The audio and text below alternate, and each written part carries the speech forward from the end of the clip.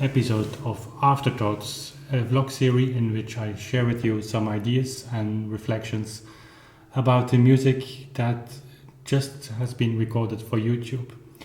And tonight, the 15th of June 2015, we recorded actually for the 20th of June, the longest day of the year, a very dark piece, and a piece that was really a challenge for me, Schubert Erlkönig on clavichord. So not on piano, on clavichord. So the solo version, one of the solo versions. I even don't know which version I have here. I will look it up and put it in the description box. It's not so important. But anyway, on clavichord.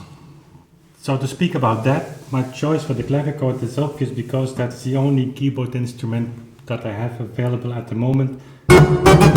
Since I'm still waiting for my pianoforte, as you know, and it will come, but maybe not this year anymore. So here it is, the clavichord, and 1815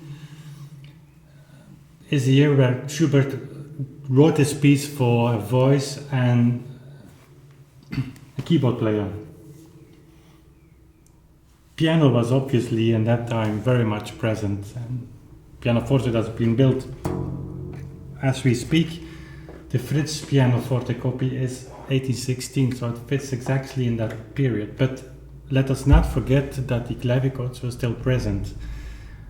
The focus was not anymore on the clavichord. That's true, but they were present, and I don't know. I haven't read the sources, but I have been told that Schubert played or might have played the clavichord as well, and it should not surprise us because these instruments were very much available, they were omnipresent, and so that's not an excuse to play Schubert on the clavichord, you know. I just wanted to try it, how it worked, and you should check it out if you haven't done so already. There's a link. And for me it was an experiment, and I must be honest with this, it was a real challenge. And I sometimes wonder that if you play a piece like this on the clavichord, it is challenging in many ways. But I can imagine if you play it on an early pianoforte, it has challenges as well. One thing that I have to say about the clavichord, and by any means I'm not a specialist in the sense that I have played on all instruments and that I haven't. So I have played on some instruments, but not on all the instruments available. By far not. And I don't know all instruments, or I don't even know all clavichord builders that are out there. I sometimes meet new people, but what I want to say is this, that this clavichord is a very special instrument in the sense that it has a huge reservoir of sounds, authentic sound, you know. The channel's name for YouTube is Authentic Sound, obviously. It is related to the sound of the clavichord. It's not my interpretation, it's the sound of the instrument. And we come to a point here where things close with this Schubert. It's so demanding for the instrument. But I believe that this instrument can handle this music. It has enough resistance.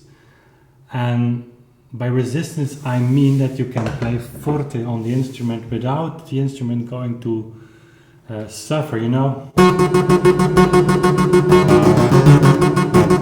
And even then the bass part is still very clear, but on the opposite, also the treble.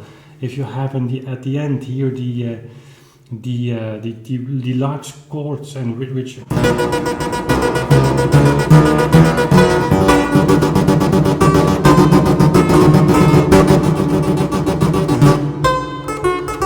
it's still there. It can handle that.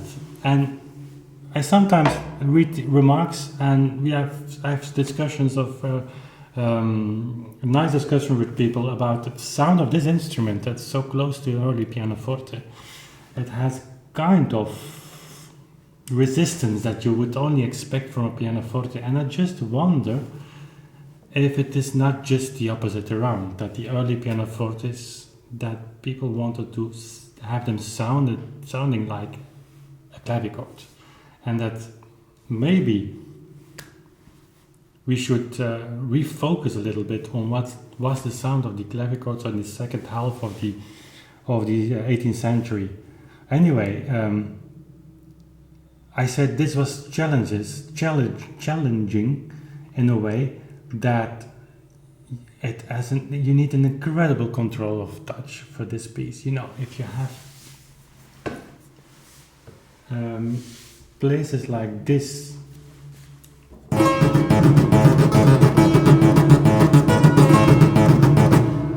play between the black or the white keys, the upper keys. It's very hard to control, but it's getting more difficult in this solo version. I don't know, it's 19th century solo version, so I can look it up. But anyway, when the bass part is separating from the chords, it's of course obviously getting more difficult. Let's go on.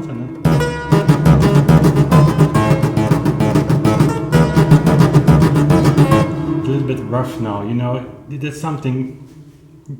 If you play a very difficult piece, you cannot jump into it. You have to start from the beginning, and then your technique is evolving, is warming up. But anyway, these you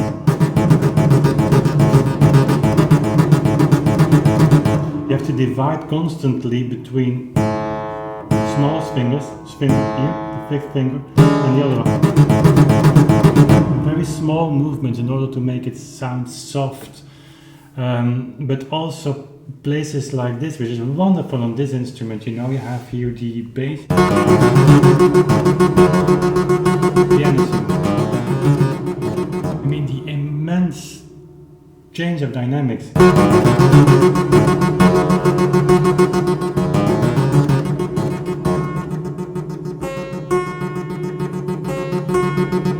So the left hand, very, very soft, but still very present in this room. On the right hand, and that's so nice on this instrument. You have so much room, space, just to let the right hand come in. The sound that goes in the corner. And what's then difficult, you have to change fingers without losing the rhythm and the accents.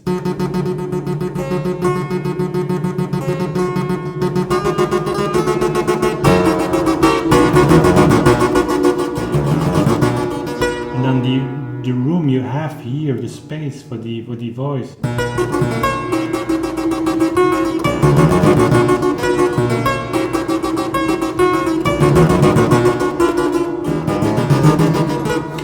So it was a wonderful experience, and I hope you enjoyed this music on the clavichord.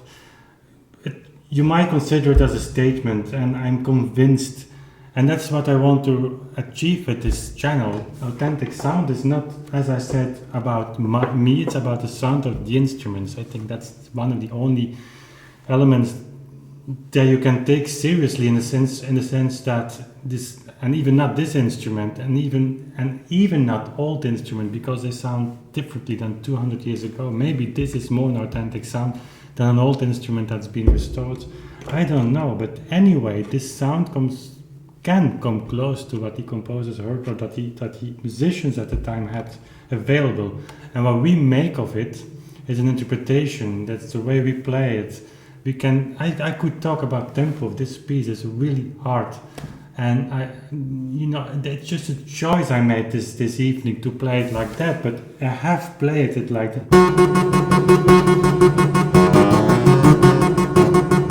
I know it's played much faster, but I doubt if that's the notation. I just played it as I felt that it should sound this evening, but I can imagine playing this piece slower, and what happens then, just as